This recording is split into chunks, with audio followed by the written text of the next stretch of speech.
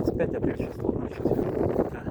Показали на днях фотку, говорят, видел, ну тут мимо, ну недалеко проезжал, ну ладно, загляну. Это бывший бювет городской, который прихватизировали, делали какой-то там аква, что-то там.